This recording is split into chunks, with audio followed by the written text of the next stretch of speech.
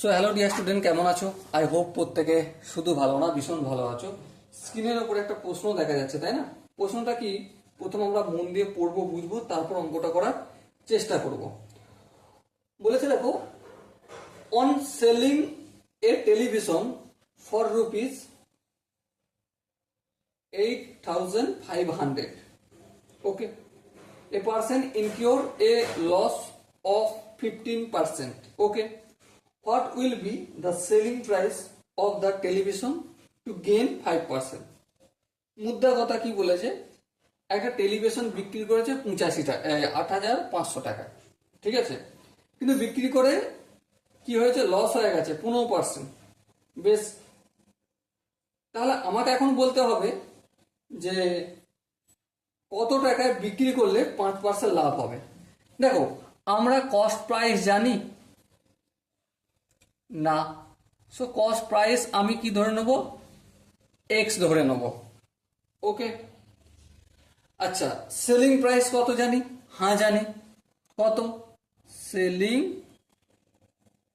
Price, selling price জানি 8,500 টাকা, ওকে।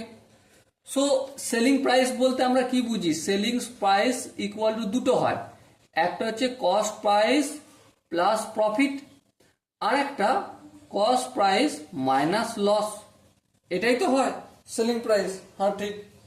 তাহলে এবার বলো, এই সেলিং প্রাইসের জায়গায় আমরা এটা লিখতে পারি, কি লিখতে পারি? সেলিং প্রাইস, প্রথমে কস্ট প্রাইসটা লিখবো, হ্যাঁ, মাইনাস লস কত পার্সেন্ট? কস্ট প্রাইসের উপর 15%, এই 15/100 ইকুয়াল টু 805,000, ওকে। এবার দেখো, একটু কাজ করে নেবো, দু জায়গাতেই এক্স আছে, এক্সট্রা কমন নেবো। সো কি হলো? 1 minus 15/100 equal to 8500, okay.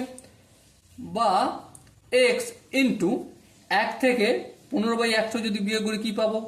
85/100 equal to 8,500। So x এর ভ্যালু কত পাবো? এটাকে অপোজিট দিকে নিয়ে যাবো, 85/100টাকে। সো নিয়ে গেলে কি পাবো? 8,500 ইন্টু 100/85, উল্টে যায়। সো 85 1 কে 85, আর এখানে 1, আর এই দুটো শূন্য আছে, এখানে দুটো শূন্য বসে গেল। সো 100কে 100 দিয়ে গুণ করলে কি হয়ে যাবে? 10,000, তাই না? 1 2 3 4, চারটে শূন্য যাবে। তাহলে আমরা কস্ট প্রাইস কত পেলাম? 10,000। এবারে আসল প্রশ্নের উত্তরে যাব। কি বলেছে দেখো, যদি 5% প্রফিট করতে হয় তাহলে সেলিং প্রাইস কত হবে?